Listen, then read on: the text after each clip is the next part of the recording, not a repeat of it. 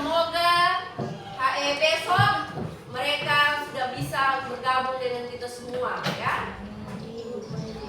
Sebelum kita belajar, kita harus berdoa dulu, ya. Ya, satu orang pimpin doa. Pak Ika, ayo Pak Ika maju depan. Ayo.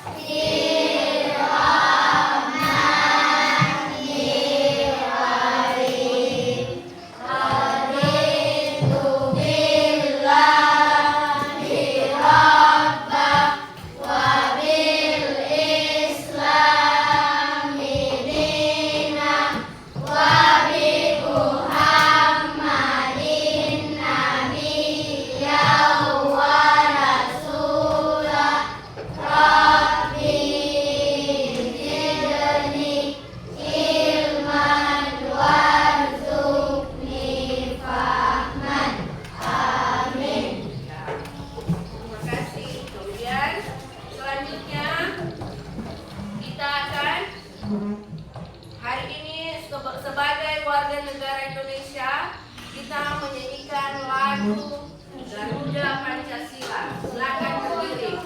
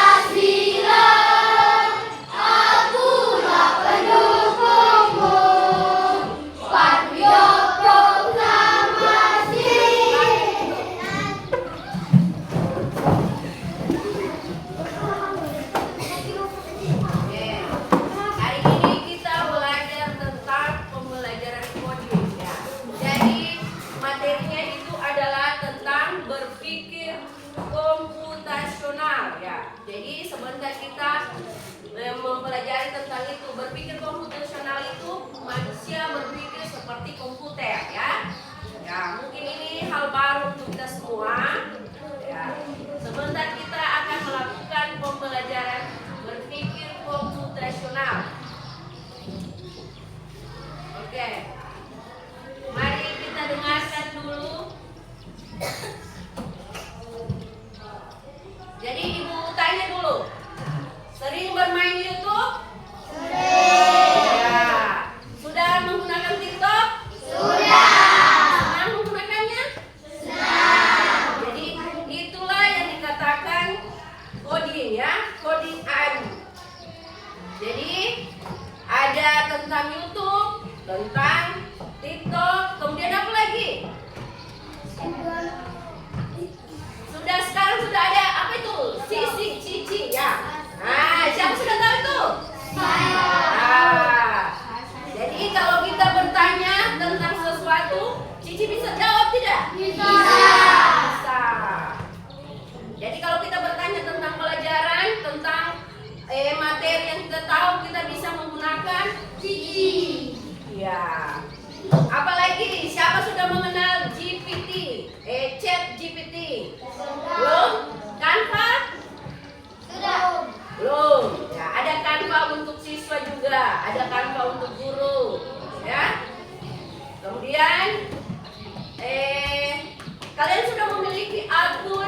pembelajaran, akun belajar ID ya. Ya, semua siswa sudah memiliki akun belajar ID. Dari akun belajar ID itu kita bisa mengakses tentang menggunakan Google Drive ya. Google Drive itu tentang penyimpanan. Kemudian ada lagi tentang Google Doc ya, bisa mengetik di situ. Kemudian Form, bisa kita mengirim pertanyaan kepada teman. Kemudian Google Meet, bisa mengalahkan Meet ya. Ya, kalau di akunnya kalian itu ada ya. Kemudian YouTube sudah kan? Nah, kalau game-game bisa? Bisa. Nah, semua senang game? Ya, oke. Untuk selanjutnya kita akan bermain ya. Kita nonton dulu videonya ya.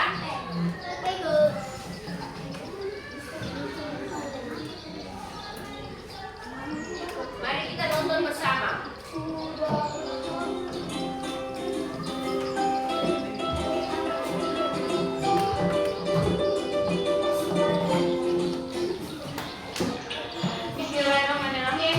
Assalamualaikum warahmatullahi wabarakatuh.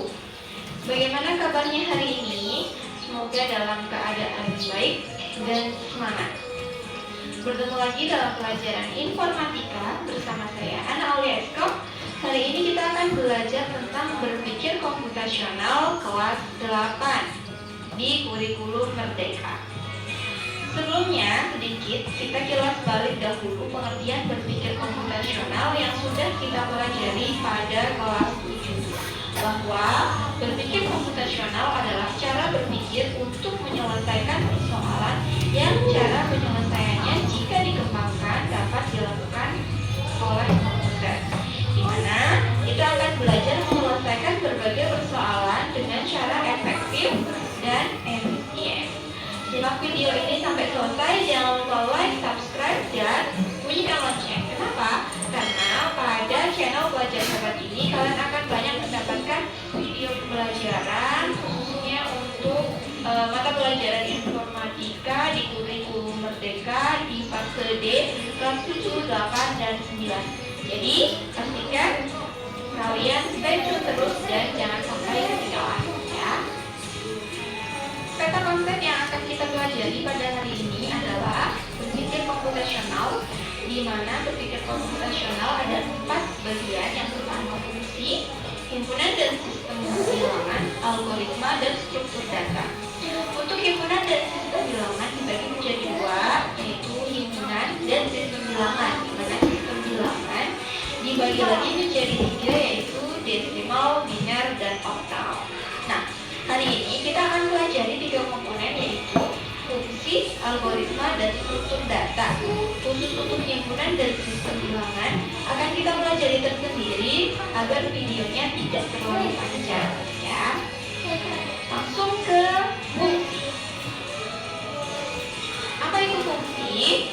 Ya, fungsi dapat diartikan perintah yang berlaku pada sebuah kondisi tertentu. Dalam pelajaran matematika, kalian dapat menemukan contoh fungsi. Misalnya fx sama dengan 2x plus 3. Fx sama dengan 2x plus 3 itu adalah fungsi, di mana di situ ada perintah dan ada kondisi tertentu. Dan jika kita masukkan nilai x adalah 3, maka keluaran dari fungsi tersebut adalah 9. Didapat dari mana? Kita masukkan nilai x-nya 3. 2x berarti 2 kali 3, 6, ditambah 3 sama dengan 9 ya. Lalu contoh fungsi dalam kehidupan sehari-hari ya, ada beberapa contoh. Yang pertama adalah persiapan masuk kelas, di mana ya pada saat siswa mau masuk kelas itu ada 3 kegiatan. Yang pertama yaitu baris di depan kelas. Setelah itu ada pemeriksaan buku oleh guru, lalu masuk kelas sesuai urutan baris. Setiap pagi guru hanya perlu mengatakan persiapan masuk kelas. Nah, setelah guru mengatakan persiapan masuk kelas, peserta didik itu sudah paham mereka harus bagaimana ya. Diawali dengan kegiatan pertama, kedua, dan ketiga. Ya, karena sudah berlangsung sehari-hari, mereka pada saat guru mengatakan kegiatan masuk kelas, siswa itu secara otomatis mereka sudah paham mereka harus melakukan apa. Ya. Lalu yang kedua ada ref pada teks lagu yang berarti pengulangan. Ya. Jadi kalau kita masuk ke ref berarti kita mengulangi lagu tersebut. Kalau yang suka lagu paham ya. Kalau ref berarti diulang-ulang, kembali ke ref kayak klimaksnya gitu ya. Lalu yang ketiga ada membeli gula. Kalau kita membeli gula artinya kita harus menukar uang dengan gula ya. Tidak mungkin membeli gula itu kita tidak membawa uang karena nanti penjualnya akan bingung. Karena ada kata-kata membeli berarti ada. Oke. Selanjutnya kita hari ini akan bermain tentang di sini ada permasalahan. Kita melakukan praktek membuat pop mie yang lezat. Ya, hari ini kita akan ada praktek membuat pop mie lezat. Ada langkah-langkahnya di sini. Jadi ibu kasih nanti ada 4 kelompok, 4 masalah yang harus kalian selesaikan hari ini. Yang pertama ini tentang ya, dia ada menempel ada sini urutan pembuatan pop mie yang menjadi lezat. Jadi ditempel di sini. Kemudian ini berikan tanda mana saja yang perlu dan tidak perlu kita perhatikan saat membuat pop mie. Ada semua tanda-tandanya. Kalau dia termasuk dalam pembuatan pop mie, maka kita beri tanda centang. Kalau bukan pembuatan dalam pop mie, kita beri tanda silang. Kemudian ada di sini, dia ini dijodohkan. Awalnya dari mana? Nomor 1 itu kalau kita membuat pop mie yang menjadi lezat itu, kita mulai dari mana? Kemudian di sini juga ada pop mie ya. Bagaimana kalau pop mie itu belum ada di rumahnya kalian? Kalian harus menggunakan apa yang kalian lakukan ya? Ya. Ini untuk kelompok ini dia. Berikan bagaimana pop mie itu sampai ke rumahnya kalian ya. Kemudian yang sebelah sini ibu kasih ada pop mie, cara membuat pop mie ini digunting nanti nih ya. Kemudian kalau yang ini ada urutan pop mie, mulai dari pertama pop mie dibuat sampai terakhir dijodohkan nomor 1 apa masalahnya. Kemudian ini memberi tanda centang mana semua yang dilakukan dalam pembuatan pop mie ya.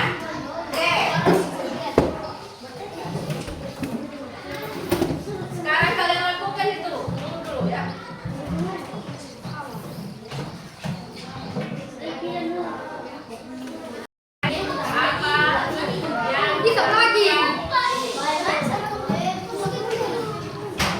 Apa yang dilakukan di sini?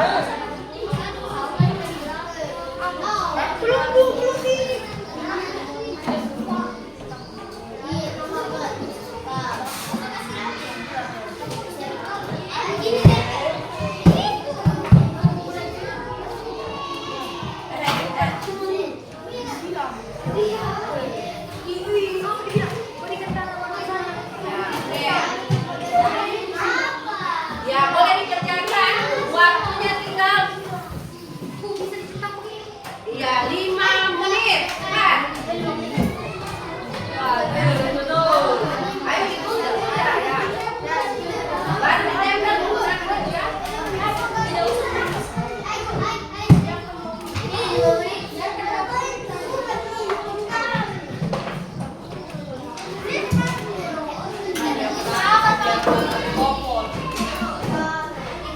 Popon.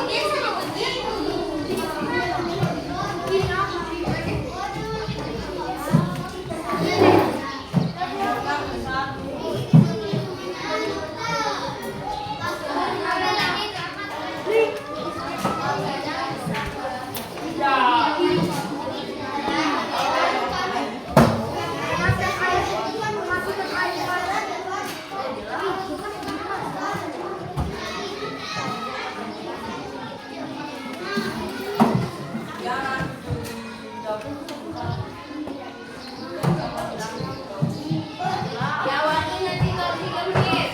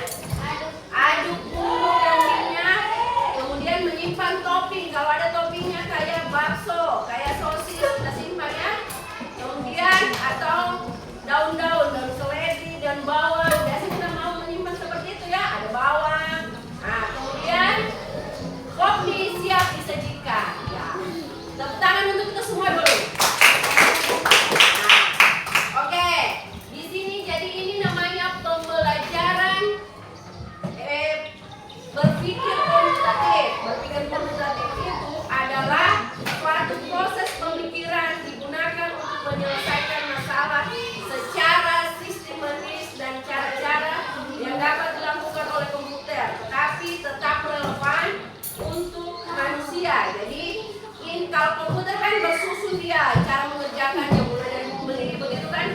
Nah, manusia juga bisa melakukan seperti itu. Dia harus membeli pop mie, kemudian datang di rumah, dia membuka kemasan pop mie tadi, dia keluarkan garpunya dan bumbunya, kemudian dia siramkan air panas. Setelah air panas disiram, nah dia simpan bumbunya. Tutup rapat tuh, tutup rapat selama 3 menit. Kemudian kita simpan bumbu dan minyak. Setelah bumbu dan minyak, kemudian setelah bumbu dan minyak kita simpan, nah kita simpan topping-topping yang kita inginkan. Kemudian kita sajikan. Pop mie siap dimakan. Siapa suka pop mie? Saya. Nah, berarti semua di kelas ini suka pop mie. Oke deh. Jadi proses ini melibatkan kemampuan menganalisis masalah. Jadi mulai dari membeli sampai menyajikan. Oke. Masalah di sini ada intinya adalah berpikir komputasional adalah bukan berarti harus menggunakan komputer ya, tetapi cara berpikirnya yang terstruktur, logis dan efisien seperti komputer dalam menyelesaikan masalah sehari-hari maupun dalam pembelajaran. Jadi ada 4 prinsip berpikir komputasional. Yang pertama adalah dekomposisi, maksudnya memecahkan masalah besar atau kompleks menjadi bagian kecil yang lebih mudah dikelola. Kemudian mengenal pola, menginterpretasikan kesamaan, perbedaan atau keteraturan dalam data atau masalah sehingga lebih mudah menemukan solusinya. Seperti kita membuat jadwal pembelajarannya hari Senin, Selasa, Rabu, Kamis sampai Sabtu ya. Ada semua jadwal-jadwal itu. Apakah itu jadwal berubah? Hari Senin depan berubah Senin ini? Tidak kan? Itu namanya terstruktur, sesuai pola ya. Seperti kita ke sekolah itu bangun pagi, mandi, pakai baju, sarapan, baru berangkat ke sekolah. Begitu terus rutinitas yang kita lakukan setiap hari ya. Kemudian abstraksi, memfokuskan pada informasi penting dan mengabaikan detail yang tidak relevan agar masalah lebih sederhana dan jelas. Jadi masalah itu harus jelas ya dan sederhana. Kemudian algoritma, menyusun langkah-langkah atau proses yang logis dan sistem untuk menyelesaikan masalah. Seperti tadi kita melakukan langkah-langkah pembuatan pop mie lezat, kita harus melakukannya berurut ya supaya pop mie itu menjadi lezat. Oke. Jadi di sini ada seperti memasak mie, ada memasak mie. Ya, dan itu terjadi dalam kehidupan sehari-hari kita ya.